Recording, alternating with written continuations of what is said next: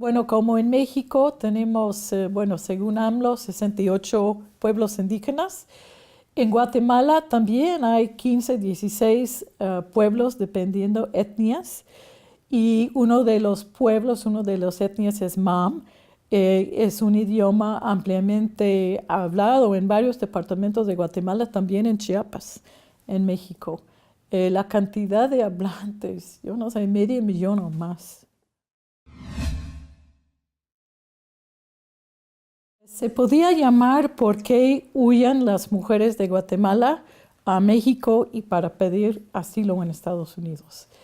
Es un proyecto que, le digo, es transfronterizo porque tiene una parte en Guatemala y tiene una parte en Estados Unidos y a lo mejor debe tener una parte en México también.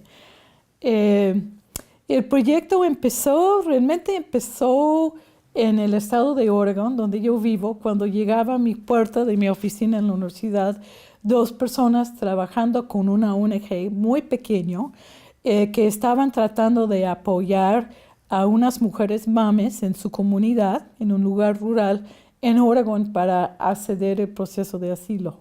Entonces vinieron a pedirme ayuda y empecé a trabajar con ellos. Con dos estudiantes empezamos a entrevistar mujeres mames ya muy cerca de donde vivo, ¿no? Eh, Hacer historias de vidas. Y después de hacer ese trabajo me di cuenta que necesitaba ir a Guatemala para entender las circunstancias de donde venían. Entonces, a la misma vez estaba juntándome con dos colegas y decidimos hacer un trabajo en Guatemala sobre acceso a la justicia en las cortes especializadas.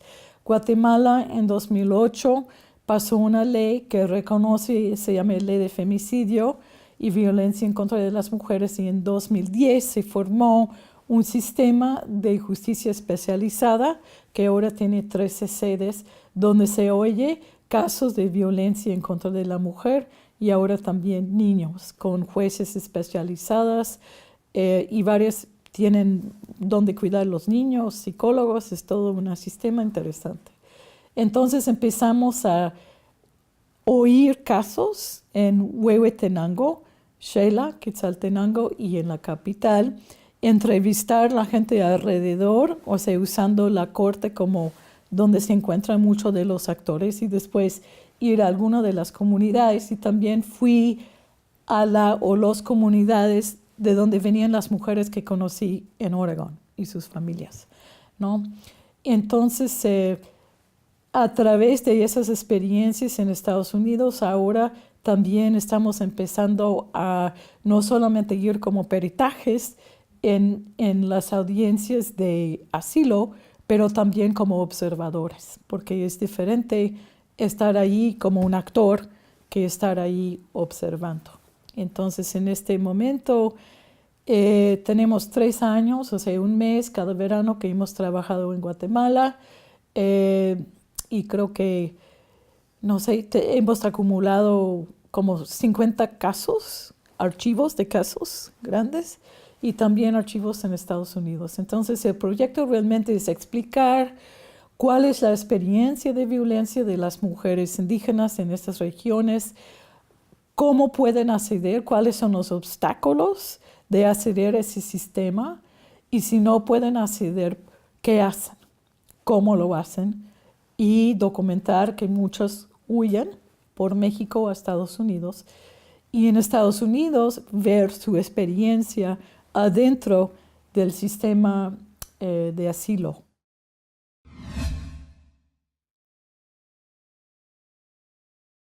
Bueno, como dije en la plática, eh, son violencias acumuladas. O sea, es como estar cargando en tu espalda muchas experiencias, porque en muchas de esas comunidades todavía hay consecuencias de la guerra civil de Guatemala, que terminó oficialmente en 96 con acuerdos de paz, pero que realmente se continuaba en muchos sentidos. Entonces son violencias, bueno, pasados del ejército, de paramilitares, ahora son violencias entre familia, de padres a hijos, de hombres a mujeres, de policías, de crimen organizado. Y es un conjunto de violencias en que en la experiencia de una persona se va acumulando en el cuerpo, ¿no? O sea, no es que pasó una cosa y nada más fue así. Y también en muchos contextos lo que hablamos está normalizado, ¿no? O sea que si una mujer sale de la calle y algo le pasa, es su culpa de ella, ¿no? Culparse a las mujeres como, y las niñas también, porque mucho pasa con niñas.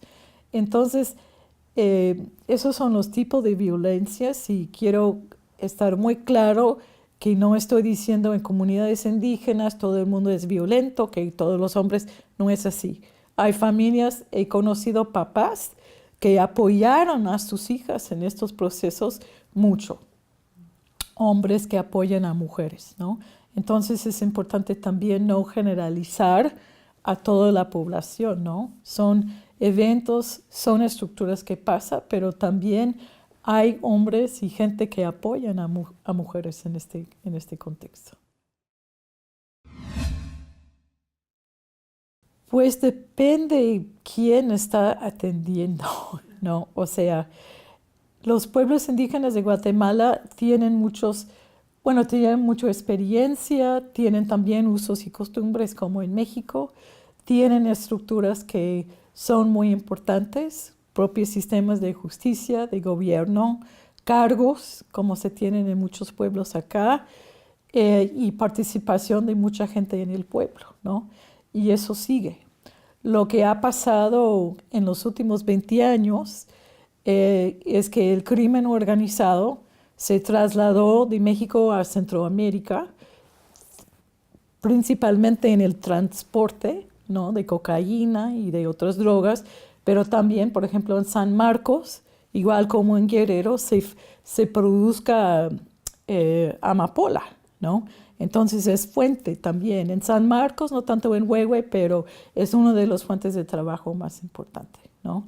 Entonces, con la guerra, después de la guerra, con la llegada del crimen organizado, porque Huehuetenango está en la ruta del transporte, bueno, de gente, de droga, de muchas cosas,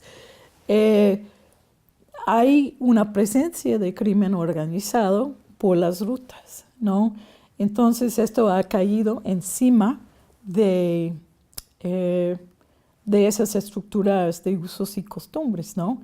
También se renovó la policía de Guatemala, entonces hay muchos retos.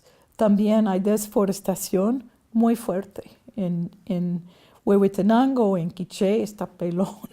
Entonces, las circunstancias económicas también que daba, y también hay toda una escasez de tierra después de la guerra, mucha gente huyeron, se acapararon del terreno, hay mucha gente sin tierra, ¿no?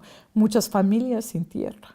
Entonces, todas esas circunstancias realmente produzca una situación difícil y inseguro.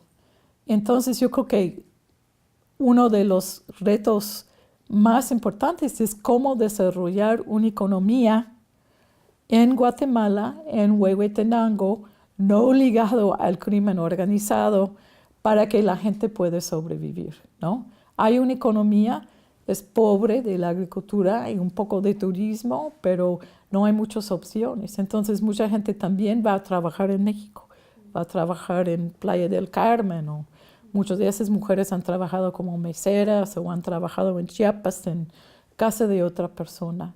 Entonces, yo diría toda la situación de empleo, de generar una economía, y también el reto más grande yo creo que es las normas sociales hacia las mujeres y las niñas, ¿no? Que tienen menos derechos que hombres, ¿no?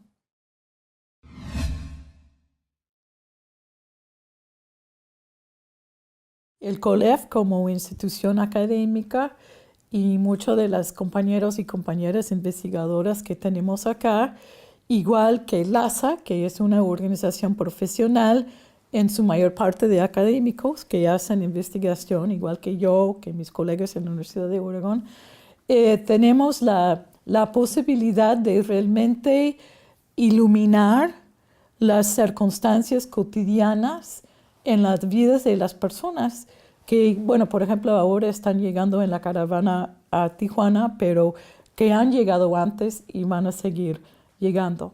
Y con base de investigaciones serias que nos da información concreta, nosotros podemos dar las bases para pensar en políticas y estrategias reales, ¿no? No abstractos o inventados por personas que ni siquiera nunca han pisado en la frontera sur o no han pisado en Salvador o Honduras o Guatemala, incluso en mi país también. Porque, por ejemplo, Estados Unidos, bueno, por mucho tiempo ha tenido un programa bajo Obama para ayudar a Guatemala, pero la mayor parte estaba metido en seguridad, no estaba metido en arrancar la economía, ¿no? Entonces, si se sabe la situación a través de investigaciones creíbles y serios, es un base para hacer una política basada en la realidad.